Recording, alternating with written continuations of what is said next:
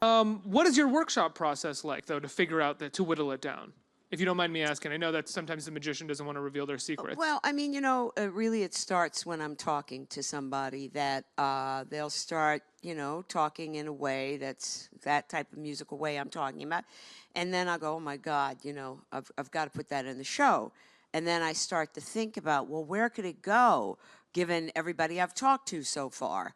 And then I get to the point, after, I'm still in the field when that happens. And then when I finally get to the rehearsal hall, I just start testing that out of different moments and then to see if it's going to make sense. And then when it really gets serious, you usually in the theater have 4 weeks of rehearsal. Let's say it's week number 2 and the play is still 4 hours long. Then, I like to put people in the room who are going to disagree. I'm not conflict averse, but I don't enjoy argument. But a lot of people do. So I go in rehearsal. I play the play that I have that day. I listen to the people argue. I just sit there. And then I go home and I write a different play. And I come back the next day and I play that new play. And then they fight. And then I go home. And then, there we are, 2 days before the show opens. And it's still, a half hour too long. And by then, we're sitting in the dressing room. By then, usually the producer or the artistic director has come downstairs, somebody we've never really see. They've come downstairs and, say polite things like, well, you have an embarrassment of riches, but... And then, and then we're there till 3 o'clock in the morning trying to, crying to sort of kill off certain people, characters that we love and leave them on the cutting room floor.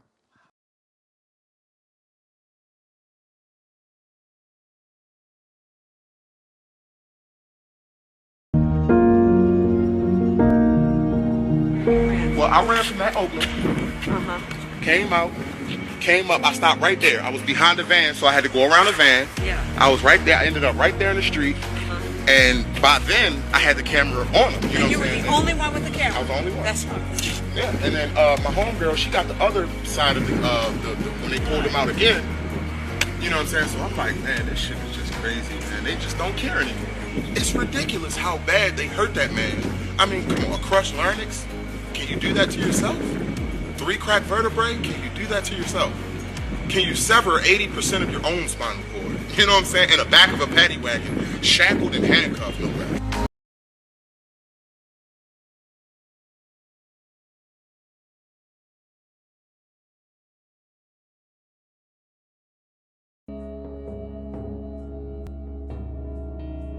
It started when I was a kid. And I smoked a little weed here and drank a little bit and started smoking cigarettes. And then I started using meth probably when I was about 14, 15. And I was in San Quentin by 19. I got out when I was 26. I had 2 strikes, so I knew I couldn't do anything bad. I did my parole, and then I started using meth again, And it must have just been like a demon laying down in me that I didn't think I'd ever use it, but I did, just a hit. And then from there on, it was just boom, full-on meth addict again.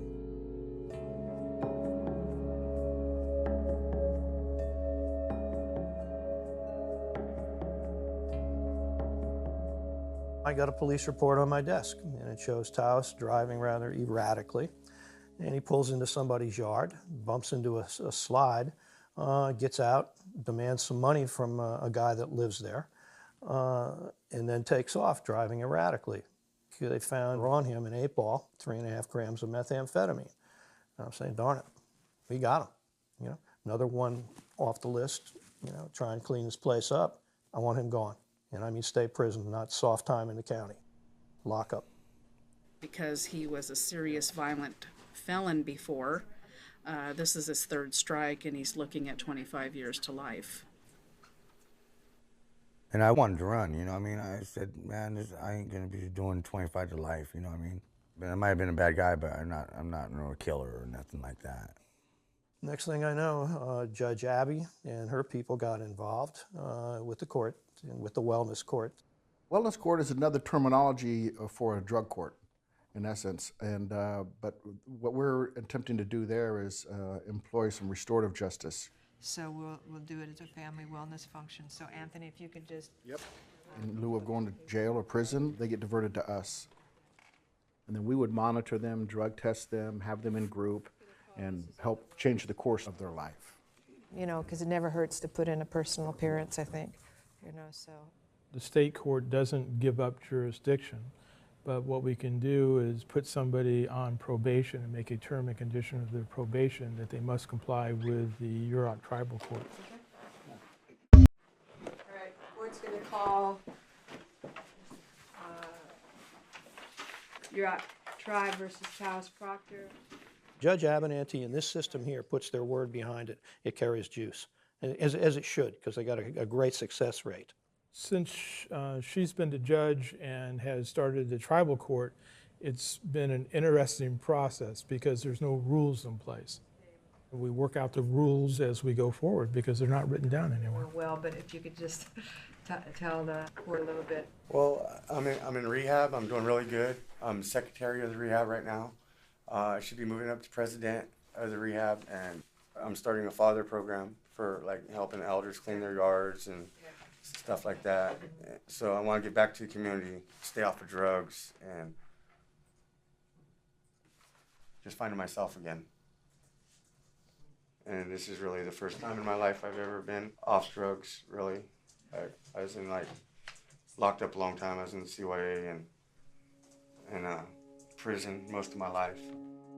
Taos was a product of alcoholism, and that alcoholism affected him in a really bad way. And he talks about the violence that was inflicted on him as a child and how he grew up hating and being violent himself. He was taken away at a very young age as well and taken to juvenile hall. And then from juvenile hall, he went to California Youth Authority. And then prison. This is really the first chance where it opened my eyes and got me to look at myself and not just others. And always blaming other people. They all had the problem, and it wasn't them at all. It was always me that had the problem. So I'd say at this point you're in full compliance, and we will communicate that to the state court also. What a good job you're doing, and we will help you in those hearings. And we want to support you through that process too. So we'll do that.